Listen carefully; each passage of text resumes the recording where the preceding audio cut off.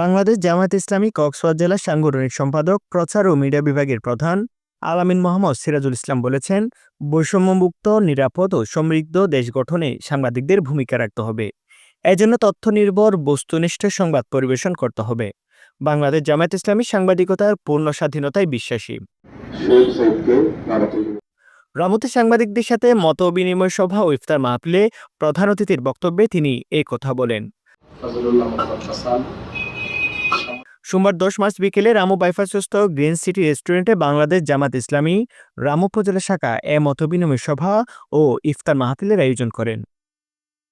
বাংলাদেশ জামাত ইসলামী রামু উপজেলা আমির ও উপজেলা পরিষদের সাবেক ভাইস চেয়ারম্যান ফজলুল্লাহ মোহাম্মদ হাসানের সভাপতিত্বে ও উপজেলা জামায়াতের সেক্রেটারি আবু নাঈম মোহাম্মদ হারুনের সঞ্চালনায় অনুষ্ঠানে আমন্ত্রিত অতিথির বক্তব্য রাখেন দৈনিক খিনছড়ি পত্রিকার সম্পাদক হাসানুর রশিদ, সাংবাদিক ইউনিয়ন কক্সবাজারের সাধারণ সম্পাদক এস.এম. জাফর, বাংলাদেশ জামাত ইসলামী রামু উপজেলা শাখার সমাজ কল্যাণ সম্পাদক ও ফতেকার কুলিয়ানের সভাপতি সৈয়দ সোহরাব হোসেন, রামু প্রেস ক্লাবের ভারপ্রাপ্ত সভাপতি কাজী এম আবদুল্লাহ আল মামুন, সাধারণ সম্পাদক সোয়েব সাঈদ। শুরুতে পবিত্র কুরআন তিলাওয়াত করেন জামায়াত নেতা অধ্যক্ষ মাওলানা রফিকুল আলম। অন্যান্যদের মধ্যে উপস্থিত ছিলেন কলঘর আবু বকর সিদ্দিক বালিকা মাদ্রাসার সুফার মাওলানা শরীফুল হক, উপাধ্যক্ষ মাওলানা নুরুল হাকিম, মাওলানা বশির উদ্দিন, মাহবুবুর রহমান, আবদুল্লাহ আল মামুন সেলিম, মাওলানা হাবিবুল্লাহ, শ্রমিক কল্যাণ ফেডারেশনের রামু উপজেলা সভাপতি মুক্তার আহমদ প্রমুখ।